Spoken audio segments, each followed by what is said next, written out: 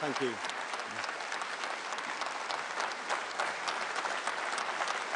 Thank you, conference. Thank you.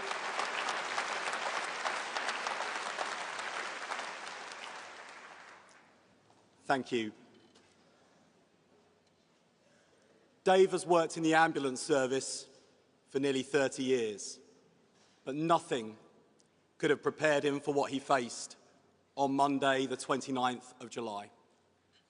He arrived on the scene in Southport to find children who had gone to dance to Taylor Swift and the adults whose sole purpose was to bring joy to their young lives, lying, bleeding, some tragically dying. The result of an unimaginable, senseless, mindless attack. I listened to Dave describe the split-second decisions he had to make of who to treat, in what order, to give them the best chance of survival. And I heard how the whole NHS team came together. Security rushing children through busy hospital corridors, technicians mobilising blood supplies, reception fielding calls from panic-stricken parents, and surgical teams fighting desperately hard to save those young lives. Those heroes represent the very best of the NHS, and we owe them a debt of gratitude we can never repay.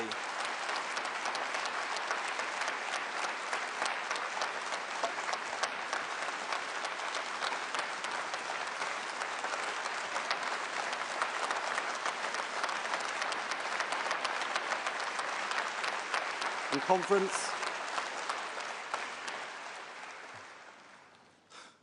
I can't tell you the weight of responsibility I feel to make sure that the National Health Service that has been there for us since 1948 is there for the next century and beyond. And I tell you, I will not let you down.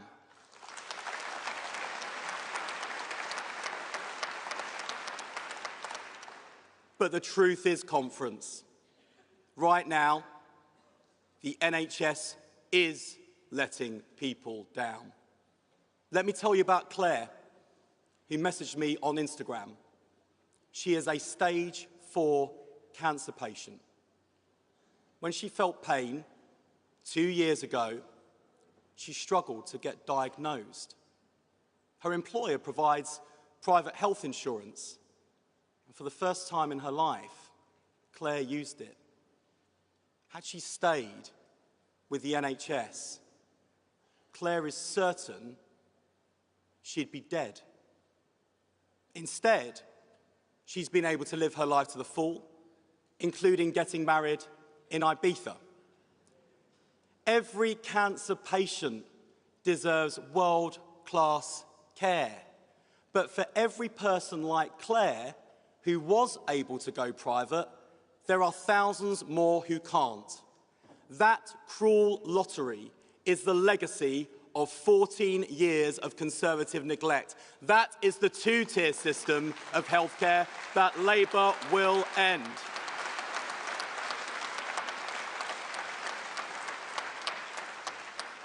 And that is why we must reform our NHS. It starts with honesty. So I asked Lord Darcy, a cancer surgeon with 30 years' experience, to lead an independent investigation into our National Health Service. The results are grim. 100,000 toddlers and babies left waiting for 6 hours in A&E last year. Cancer, more likely to be a death sentence here than in other countries. Nearly 3 million people off work sick, waiting lists at record highs, patient satisfaction at a record low, and the fundamental promise of the NHS that it will be there for us when we need it has been broken.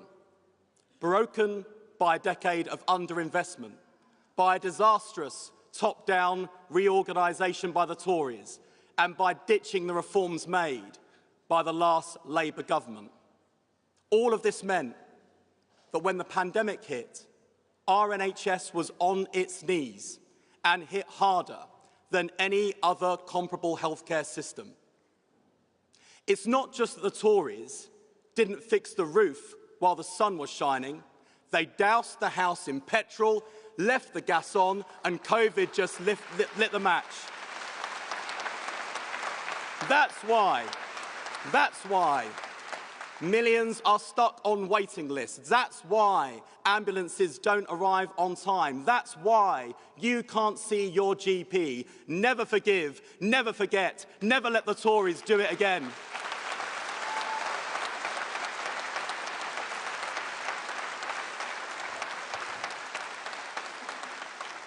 Look, I know the doctor's diagnosis can sometimes be hard to hear. But if you don't have an accurate diagnosis, you won't provide the correct prescription. And when you put protecting the reputation of the NHS above protecting patients, you're not helping the NHS, you're killing it with kindness. So I say respectfully, but unequivocally, I won't back down.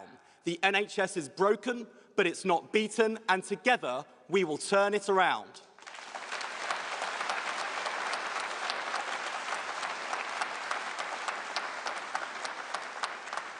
And make no mistake, the Tories had a plan for the NHS. Mismanaged decline. A status quo so poor, people are forced to raid their savings to go private. A crisis so bad that 7 in 10 people now expect charges for NHS care to be introduced. I've said it before, I'll say it again. Over my dead body, we will always defend our NHS as a public service, free at the point of use, so that whenever you fall ill, you never have to worry about the bill.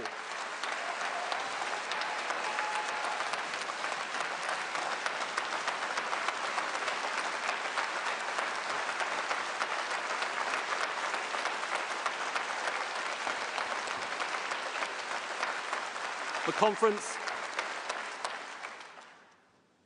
we can only deliver recovery through reform. Without action on prevention, the NHS will be overwhelmed. Without reform to services, we'll end up putting in more cash for poorer results. That's the choice, reform or die, and we choose reform. Since the general election, we've hit the ground running. We inherited the farce of newly qualified GPs facing unemployment. Patients can't get a GP appointment while GPs couldn't get a job. We cut red tape, found the funding, and we'll have 1,000 more GPs treating patients. That's the difference a Labour government makes. We're banning junk food ads targeted at children. The first step towards making our country's children the healthiest generation that has ever lived. That's the difference a Labour government makes.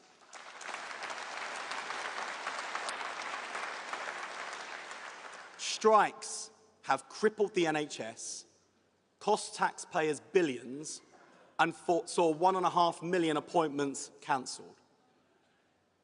Do you know, my predecessor, her ministers, the previous Conservative Health Secretary, hadn't even bothered to meet the junior doctors since March. I called them on day one, met them in week one, and in just 3 weeks, we negotiated a deal to end the strikes. That's the difference a Labour government makes.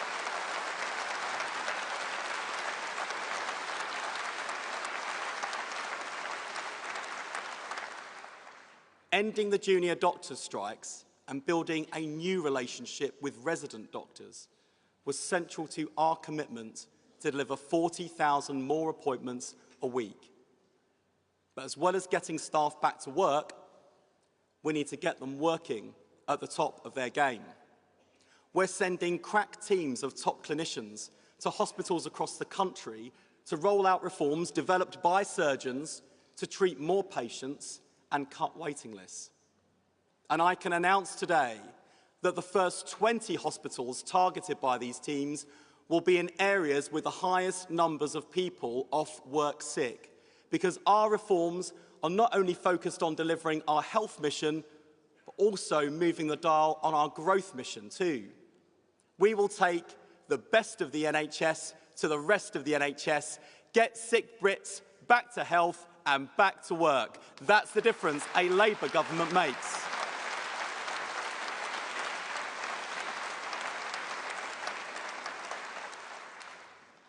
But conference, we can't fix the crisis in our NHS without fixing the crisis in social care.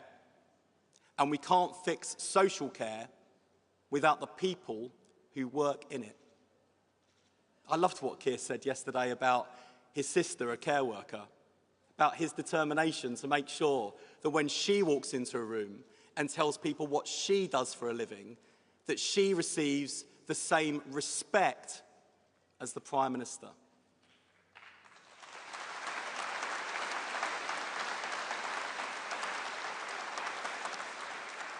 So let me tell you, as the Secretary of State for Social Care, I won't let Keir down, his sister down, or fail more than 1 million care professionals just like her. Angela and I will deliver a new deal for care professionals, a fair pay agreement to improve pay and conditions and give staff the status and respect they deserve. Our first step towards building a national care service.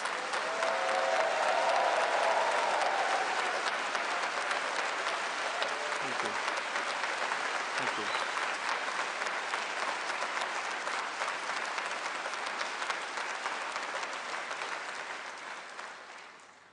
Every day in this job, I see the scale of the challenge. But I also see something else, the potential of our NHS. The Tories' biggest betrayal wasn't that they left the NHS unable to care for us today, it's that they left it totally unprepared for tomorrow. Advances in genomics and data mean the healthcare of the future will be more predictive, more preventative, and more personalised than ever before. Detecting from birth a child's risk of disease so we can act to keep them well. Spotting cancer earlier, saving countless lives, treating patients with targeted medicines. To make these advances a reality for the many, not just the few, we need following things: a universal health service, free at the point of need, able to share data, partner with innovators, and adopt new technologies at scale. Such a service would be unique in the whole world. Conference, the good news is that service already exists. It's called the National Health Service. And our job is not just to get the NHS back on its feet, we must make it fit for the future. And that is what our 10-year plan for health will achieve. Conference, if we get this right, we will end two-tier healthcare in our country for good, so that the preventative care, precision medicine, personalised treatment are no longer just for the few, but are enjoyed by the many.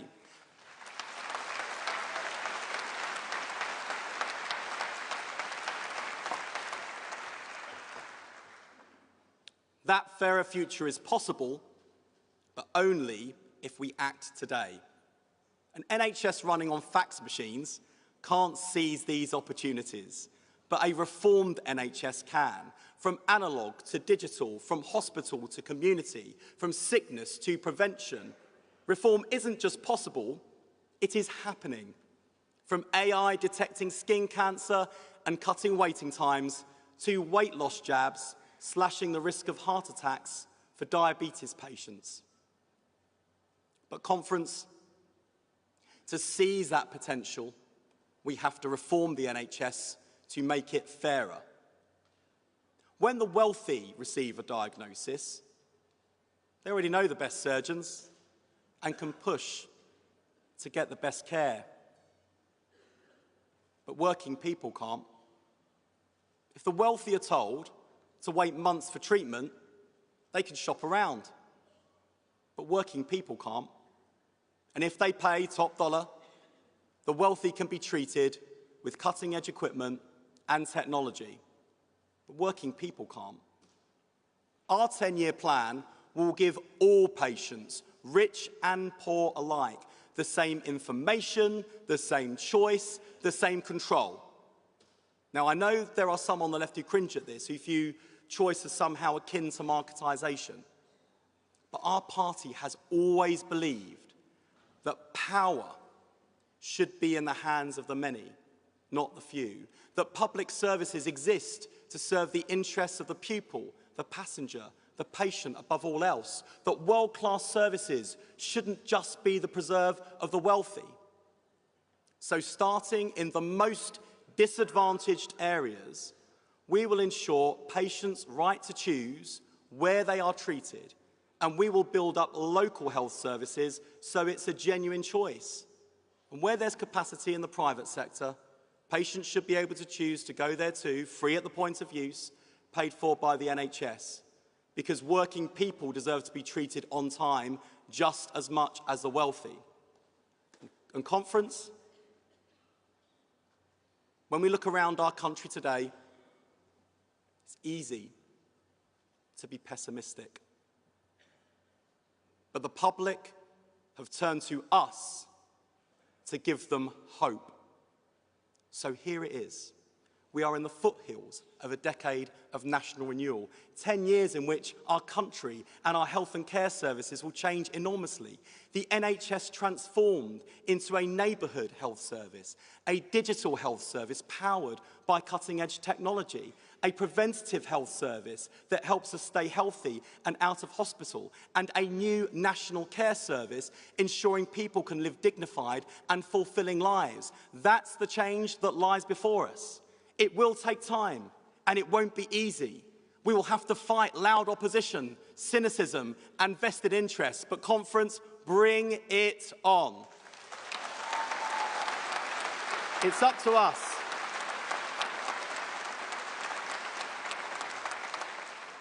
It's up to us to prove that politics can be a force for good again. So let me say to every one of you in this hall and to the millions of dedicated staff in health and social care across our country, we are the generation that will take the NHS from the worst crisis in its history to build an NHS fit for the future. We are the generation that will build a national care service worthy of the name. The NHS there for us when we need it, with world-class care for the many, not just the few. That's the change Britain voted for. That's the change we'll deliver together. And conference, that change has already begun. Thank you.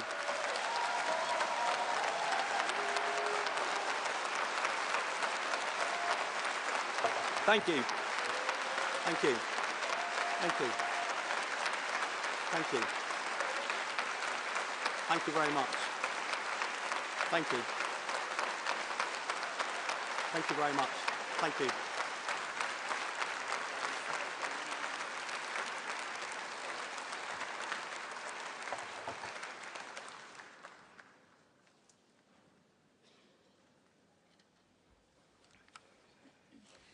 Thank you, Wes. And now we move on to our motions. The first motion is Composite 11, Health Mission, moved by Ilford North CLP and seconded by Norwich South. Can I ask you both to go to the desk? Thank you.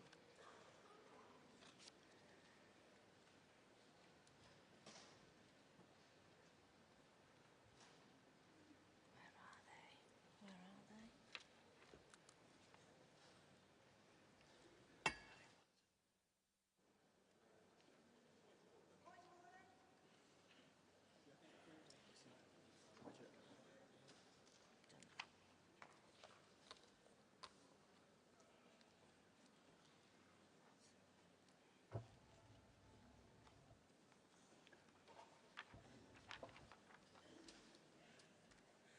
Hello, Jennifer Hemingway, Smethwick CLP. That wasn't what we agreed at compositing as far as movers and seconders. I'm not quite sure how that is what got printed.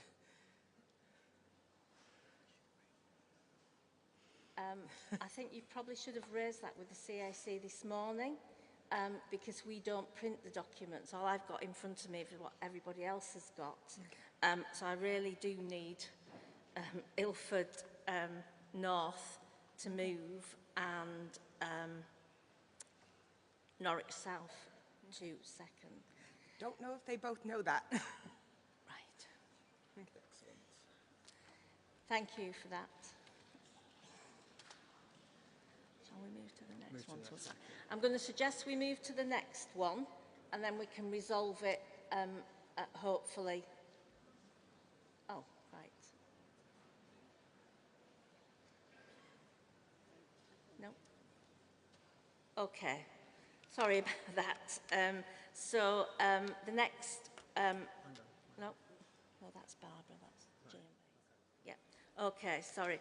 Can I ask GMB to come and move the second composite and Unison to come in second? Thank you. Thanks, Barbara.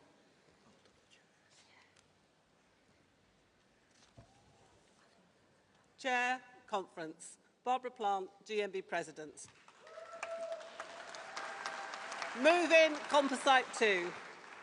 Conference, our children's education depends on the work of school support staff, teaching assistants, lunchtime supervisors, site managers, learning support assistants, office staff, to name but a few.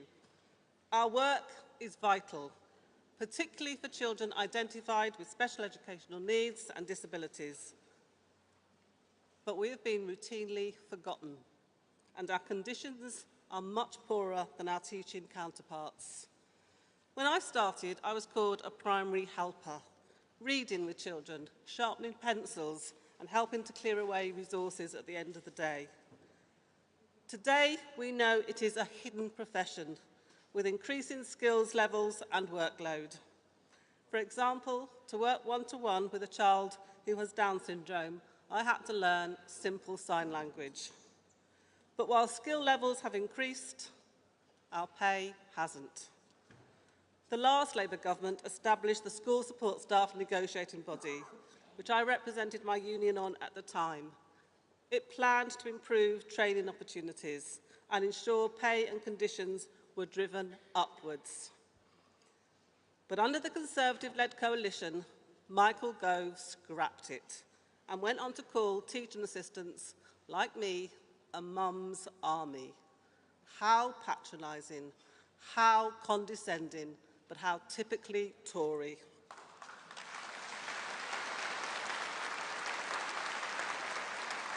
It makes our members feel like second-class citizens at work, forced into second, third, and even fourth jobs to make ends meet. Our support staff are already low paid, and term-time-only contracts add to this, meaning staff lost up to almost £4,000 last year. Labour is committed to reinstating the triple SMB, but to truly, yeah, that deserves a clap.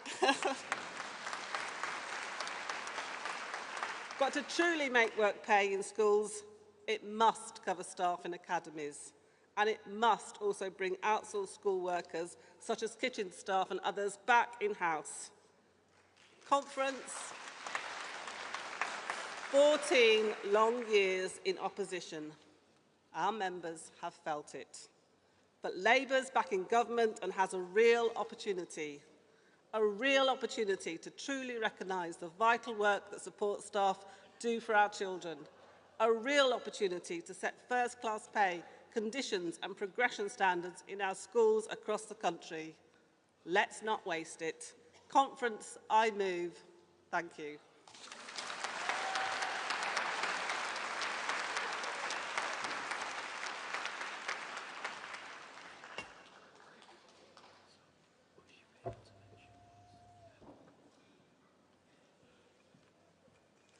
Good morning, Chair. Morning, Conference. Good morning, Conference. Sharon Foster, Unison, seconding Composite 2 on behalf of Unison, the largest union representing school supporting staff. I'm really pleased that GMB have brought this issue to conference. In my branch, with a large membership in schools, it is something that is close to my heart and close to the heart of many thousands of Unison members. Conference, we have to remind ourselves that the school supporting staff negotiating body is not something new. In fact, under Gordon Brown's, it was introduced by the last Labour government. The campaign it was led by our new General Secretary, Christina McAnee, who at the time was our chief negotiator for school staff. Sadly, it was one of the first things the coalition government acts, they hated it. And that's the difference between being power and out of power. The Tories, in fact, abolished it twice in two separate bits of legislation. And why did they hate it?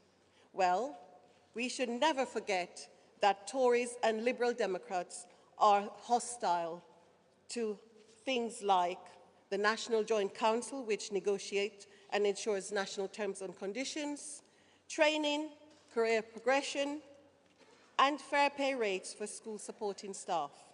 But we in Labour are different. That's why it was important that Labour said in the manifesto that it would value, recognise the professionalism of the entire school workforce and address the recruitment and retention challenges. The GMB motion is right to highlight the insufficient training, development and pay for frontline staff supporting pupils identify with special educational needs and disabilities. Unison also demands that school support staff are recognized for their professionalism and rewarded too with decent pay. The new triple SMB must cover all support staff, must include academic schools. We don't need two tiers in our schools. And outsourcing must end. Bringing services back in-house, it's a must. If our schools are giving our children the best start in life, then staff we can provide. Unison knows that Bridget Phillipson takes these issues seriously. We look forward to working with her and GMB. Please support.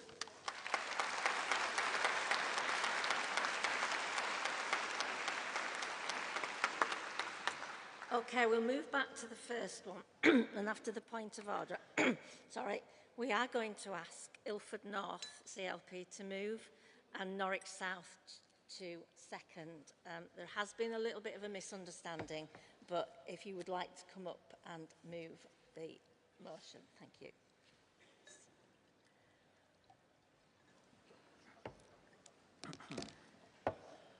Gabe Milne, Ilford North CLP, and on a personal note before I start, I came to my first conference as a Jewish member in 2019 and I could not have pictured being on this stage. So thank you to everyone in this room who helped me feel able to do this.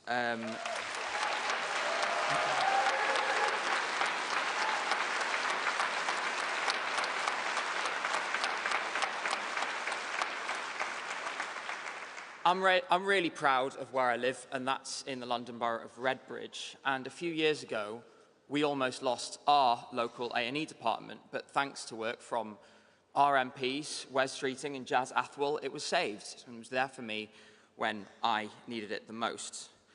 Sadly, that hospital is overstretched and it's understaffed, and despite the fact that those doctors, nurses, support staff, they're brilliant, but they're fighting against impossible odds by a Tory government who made it that way by design. Now, that waiting list that we've discussed so much now stands at 7.5 million people, and for more than 500,000 of those, that experience has gone on for more than a year. We've inherited an NHS lying flat on its back, but we've also been entrusted with the responsibility to restore it. Where the Conservatives have failed, we understand. We cannot afford to. We're today debating a plan that will deliver 40,000 extra appointments a week, 2 million extra a year, an extra 8,500 mental health staff, thousands more doctors, nurses, new equipment and the latest technology to diagnose earlier and treat sooner.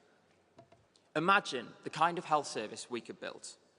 Picture the security and confidence you would feel walking into a GP's appointment and knowing that no matter what, you will be seen in 18 weeks. It was a reality under the last Labour government. We can do it again.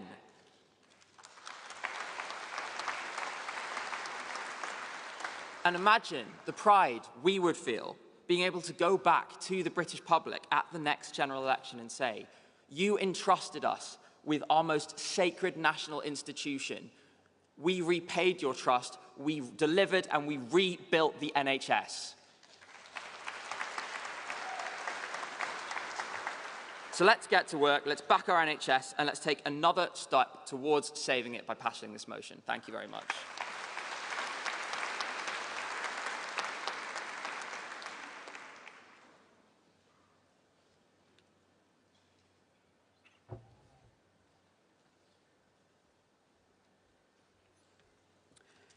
Thank you, Conference. Before I start to second this motion, I would just like to publicly thank NHS staff at York District Hospital for saving the life of my daughter during the COVID pandemic. She was in intensive care with many others, fighting for her own life while the Tories were holding parties in Downing Street. Conference, I know how valuable medical care free at the point of need is. Myself, my 2 children and my 3 grandchildren would not exist if the NHS had not been there to perform pioneering surgery on my mother in 1954 at Petworth Hospital. She was working class, had become too sick to work, and if the NHS had not been there to help her, she would have died. She got caught up in the floods along the Norfolk coast in 1953. She developed pneumonia and then TB. My parents met in hospital. My father also had TB. The NHS tried hard to save my dad's life too, but for him it was too late. His tuberculosis had spread too far, and he endured a long and painful death over a 10-year period.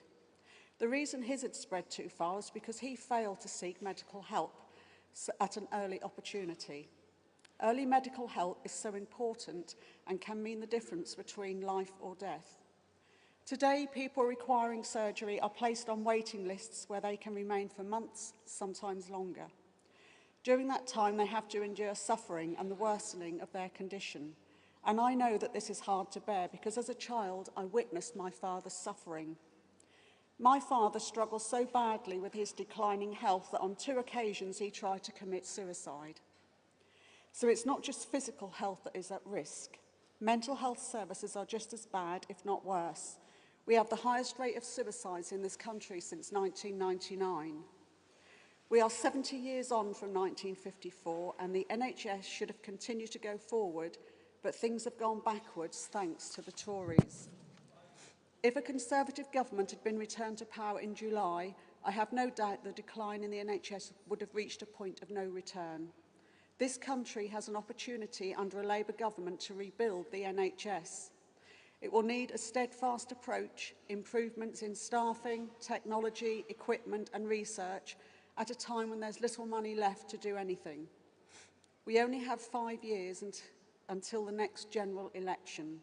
There are no guarantees we will get a second term. That is why it's so important to start to deliver our manifesto pledges on the NHS straight away. People have only one life, and when you are sick, it can be no life at all. Conference, please support all those on hospital waiting lists by supporting this motion. Thank you.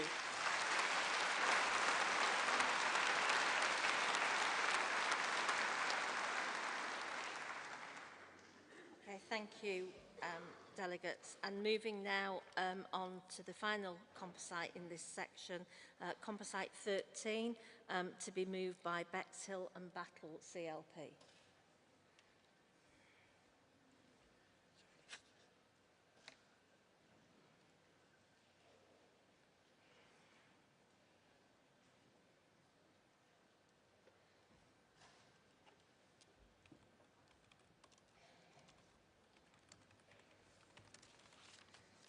Good morning, Conference. My name is Christine Bayliss and I'm moving this motion on behalf of Bexhill and Battle CLP. Conference, I serve as a Rother District Councillor with Cabinet responsibility for economic growth. One of the challenges around attracting inward investment into East Sussex is a lack of relevant skills in the local workforce. As a Labour councillor, my ambition is to ensure that the jobs we create are open to all young people in our community, those with disabilities and special needs, and those from our most disadvantaged communities. However, the report published by the Education Policy Institute in July shows that the attainment gap between disadvantaged pupils and their peers is growing.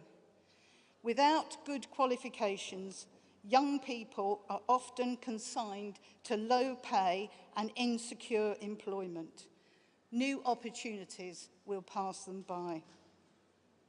Conference, the closure of Sure Start, the narrowing of the curriculum, the reduction in the value of the pupil premium, the funding squeeze supporting pupils with special educational needs, and the impact of a growing number of children living in poverty is clear.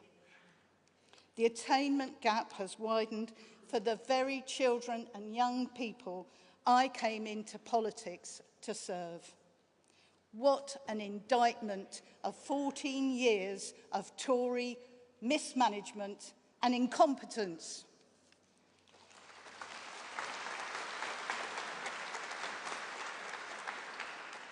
But it doesn't need to be like this. I was a civil servant in the Department of Education when Labour was last in power, and I witnessed firsthand the difference a Labour government made to the lives of children living in the most deprived communities. Excellence in cities, education action zones, London Challenge, literacy and numeracy hours, and investment in early years. This Labour government can and will do it again.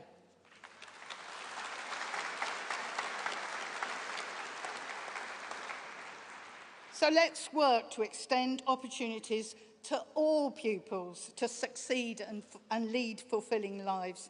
Invest in teachers and their training, tackle the recruitment crisis for support staff, provide specialist mental health support in schools, and make the curriculum rigorous, broad-based and relevant. Conference, please support this motion. Thank you.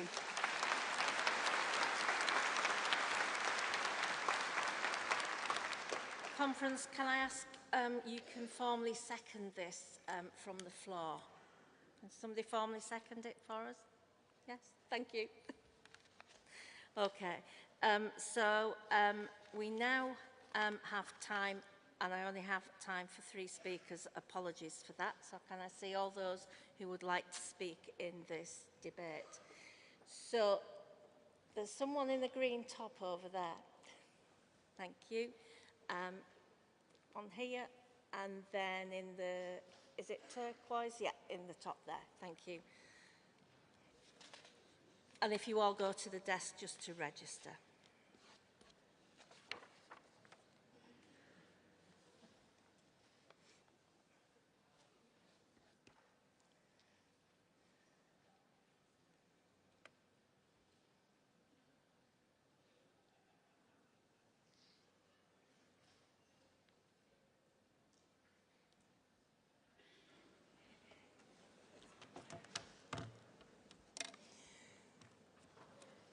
Good morning, Conference. Jennifer Hemingway, Smethwick CLP, Labour and Cooperative Councillor for Sandwell.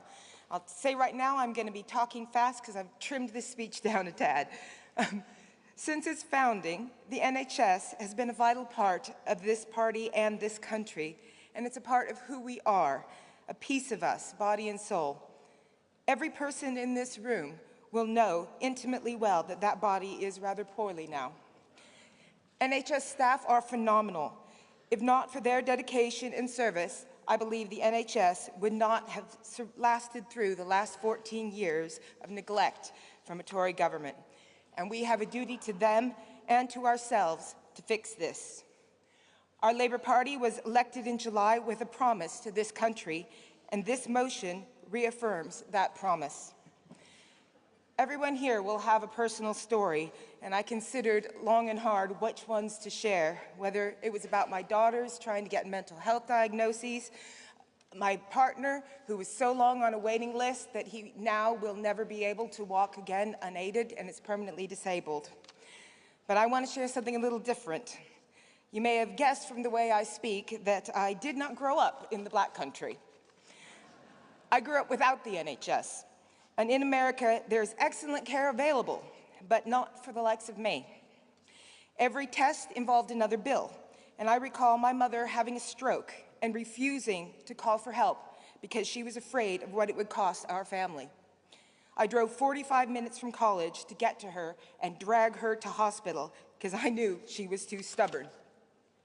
She survived, but there was indeed a price to pay. And not only financial, because time also has a cost. Sometimes complex situations like the one before our NHS require a differential diagnosis to get the right treatment. I have Addison's disease. That means, in effect, that my body's system for dealing with stress does not work. An irony for someone in politics, I'd say. And in America, I would have died before I had been able to afford to find the answers to get treatment.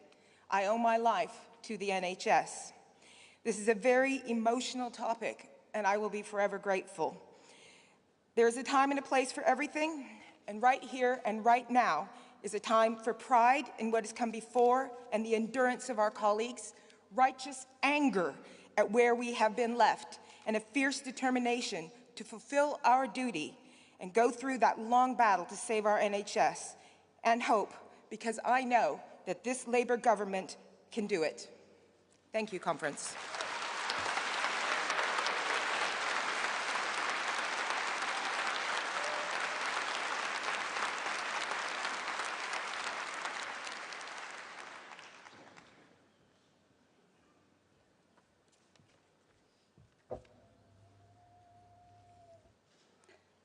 Good morning, Conference.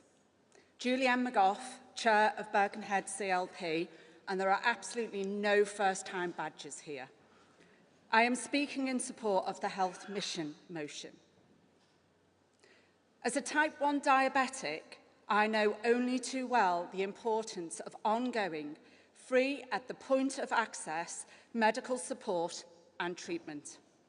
Additionally, when diagnosed last year with breast cancer, I benefited from an early diagnosis through routine screening and subsequent fast treatment, which means I am now cancer-free and have a positive prognosis.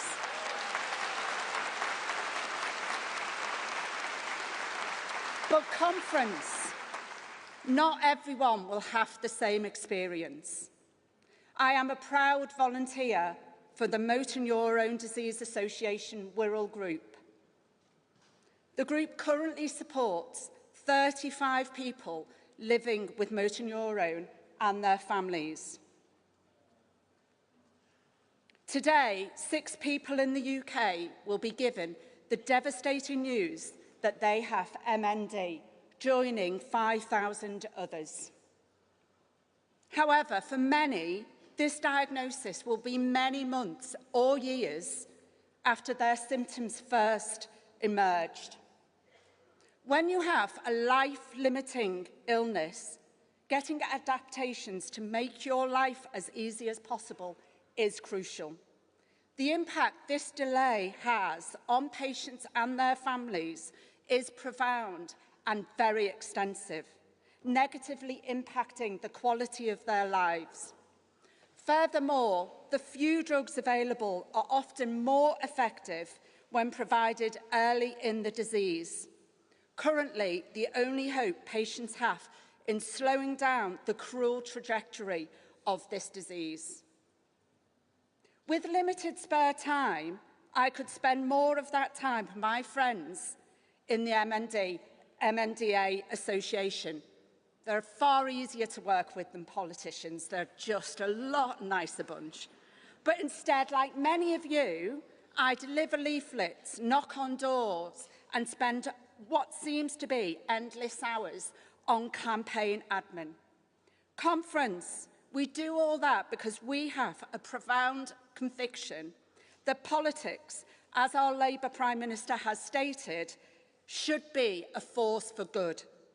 A government with a plan which puts early diagnosis for all diseases at the heart of a well-funded and well-staffed NHS, providing a better future is possible for the 6 people that today will be diagnosed with motor neurone disease. And they will have a better future because Labour is in government. Conference, I urge you to support this motion, and if you have free time, we need volunteers.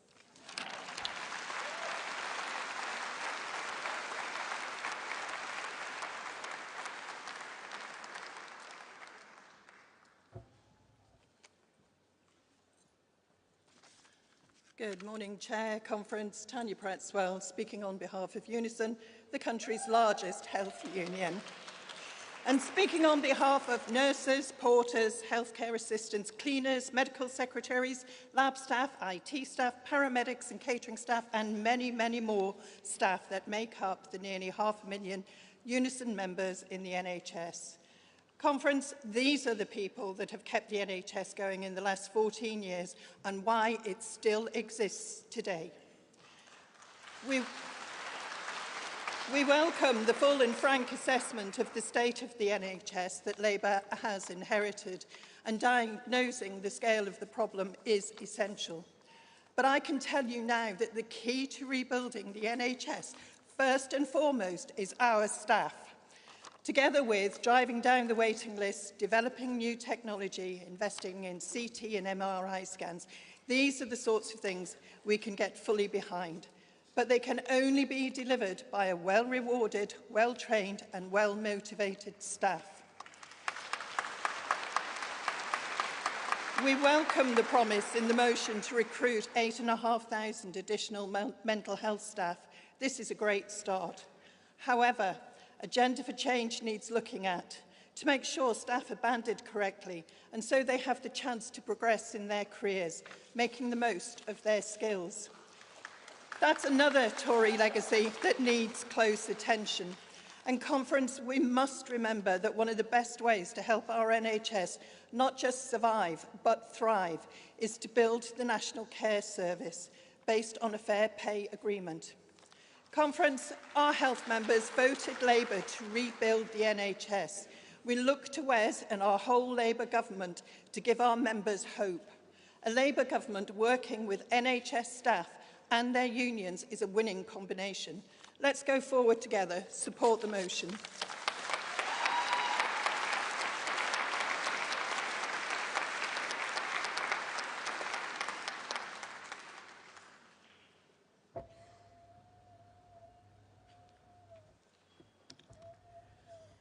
Good morning, Conference.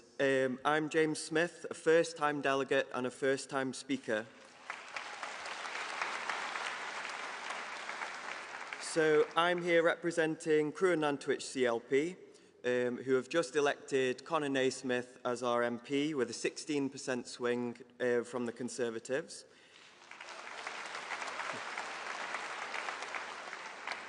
I only feel for the people of Bexhill and Battle who now have to deal with our old Tory MP, our old sloppy seconds, I'd like to say.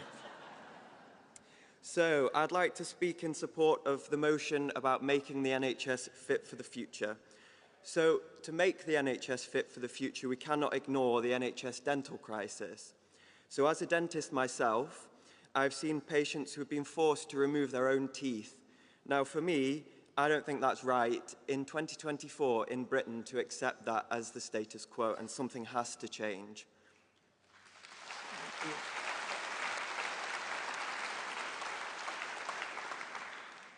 To make the NHS fit for the future, we need a new NHS dental contract, a prevention-based approach, and this would in turn reduce costs and improve the quality of lives for all of our citizens. The most common reason for hospital admissions in children is tooth removal under a general anaesthetic. Now, I'm sure you would agree that that is a stain on this country. We need a public health-focused approach with water fluoridation strategies, education on the wider effects of poor oral health on the body as a whole, and also it's encouraging to see plans from the government with supervised toothbrushing at schools, and if that can be started at an early age, that would be brilliant. I urge conference to support the motion, but bear in mind you cannot build an NHS fit for the future without addressing the dental crisis. We have a great opportunity here, the first time in 14 years where the ability to change things is in our hands. So let's seize that opportunity and make the NHS fit for the future. Thank you, conference.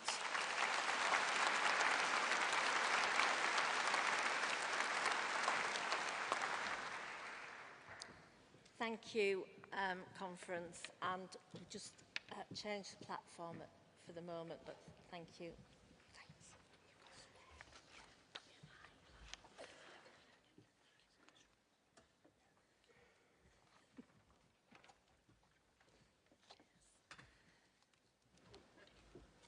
Delegates, we are now ready for the next mission plenary, breaking down the barriers to opportunity.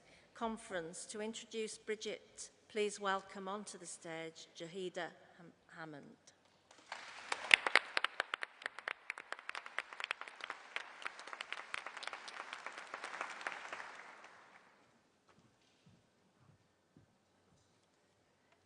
Thank you, conference. 27 years ago, fresh from teacher training, I started my first job as a languages teacher at my old school in Washington in the northeast of England. I arrived during the final years of the Conservative government, and money was short and the list of challenges that schools faced was long. As in all comprehensive schools, quite a number of the children faced many barriers to their learning and grew up in poverty. But we kept our aspirations for them high. As you can imagine, it's hard to remember all of my pupils from all of those years ago, but there are some I remember well. One of them was a shy girl with long plaits. And she came, like me, from a single-parent family and grew up, like me, in a council home with free school meals, no winter coat, unsure of what possibilities lay ahead or how high to aim. She didn't have it easy, but she loved learning, even joining my newly formed girls' rugby team.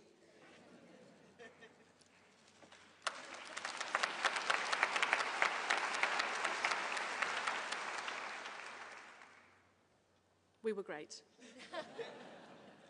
She absorbed everything she was taught.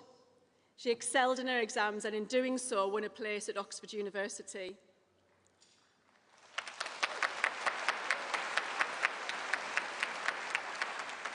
In 2010, she was elected to Parliament and this year was made the Secretary of State for Education.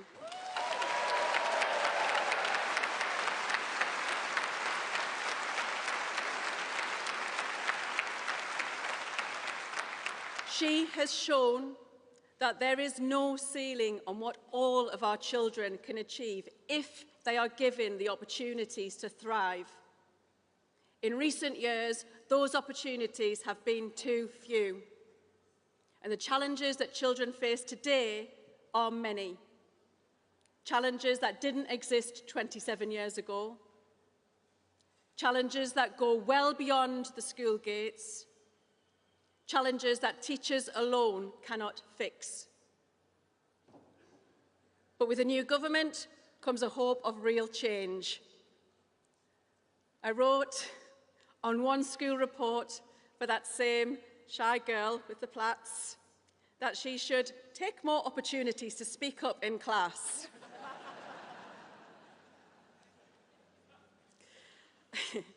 I now know that she is going to speak up, loud and clear, about a mission to give all of our children a brighter future.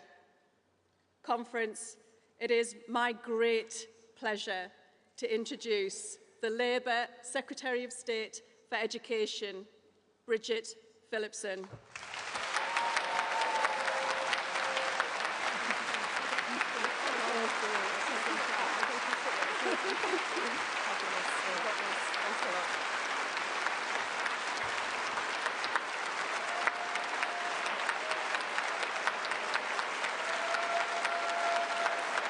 Thank you, Conference.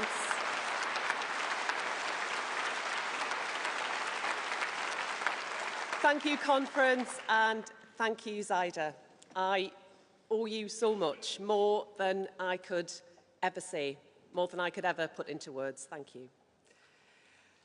What you and amazing teachers like you at my local state schools believed, what I believe, what Labour believes, is that the best education shouldn't just be for some of our children, but for all of our children. Not just as children, but right throughout their lives. That education is how we build a better future, not just for each of us as individuals, but for all of us together. Conference, it is the honour of my life to be before you as Labour's Secretary of State for Education and Minister for Women and Equalities in a Labour government led by Keir Starmer.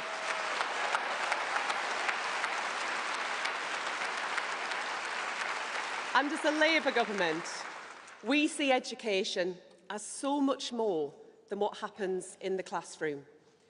It is about children, and it is about their opportunities.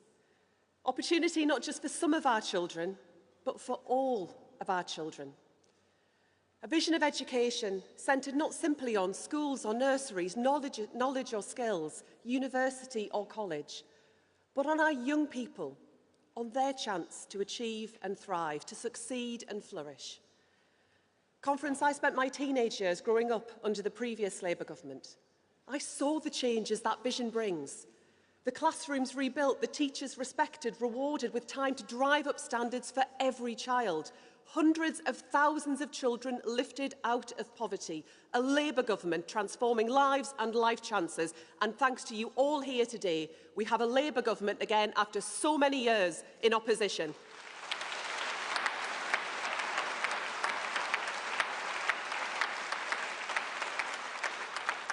We all know how much it means not merely to call for change, but to make it happen. And that change is so desperately needed because Conference, my story, the story Zyda tells, the luck I had, it's not enough. Life should not come down to luck. It can never be enough. That a system that's supposed to serve so many works only for a lucky few. It will never be enough for some of us to defy the odds to succeed when the promise of opportunity must belong to all of us. We have to change the odds so that success belongs to each and every child in every school and in every corner of our country.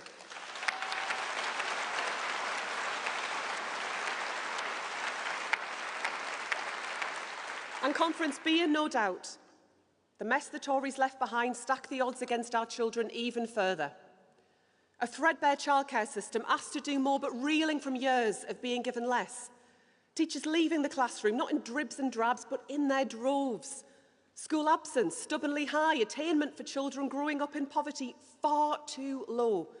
Support for children with special educational needs, for children growing up in care, left in crisis year after year.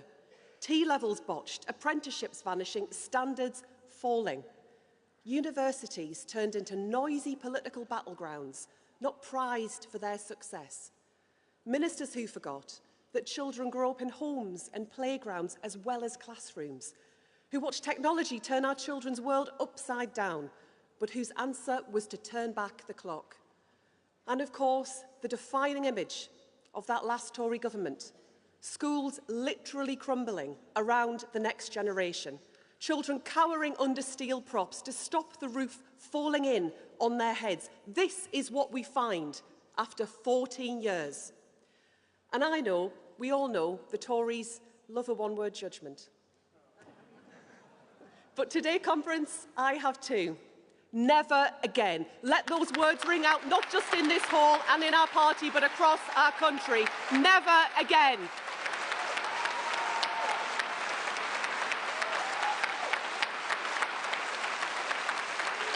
Because Conference,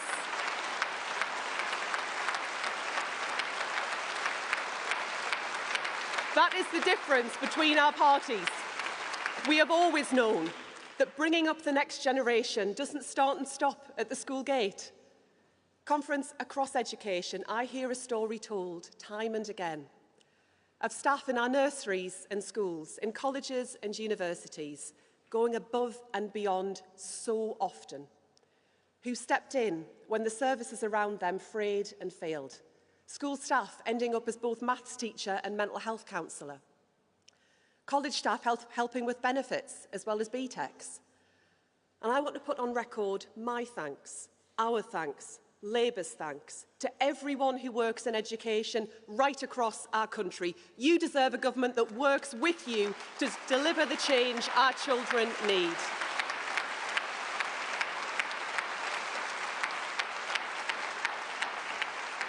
And I'm here today to tell you that we are that government, that we will work with you and your unions, that change has already begun. In the 12 weeks we've been in government, we have begun the hard work of reform. We have already brought an end to one-word Ofsted judgments in our school once and for all.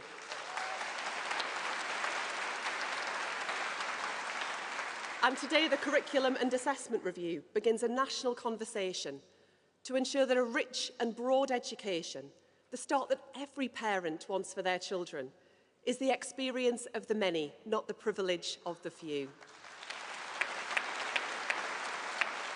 In less than 100 days, we will end private schools' tax breaks to drive high and rising standards for the 9 in 10 children who go to our state schools.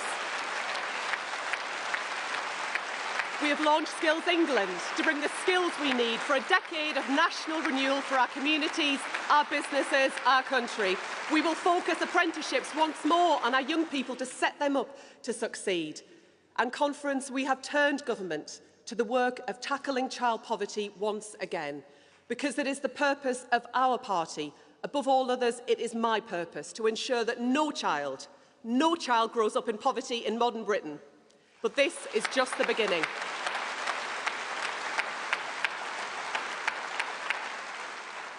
You know, as I know, that if we are to build a better society for tomorrow, we must change the childhood of today.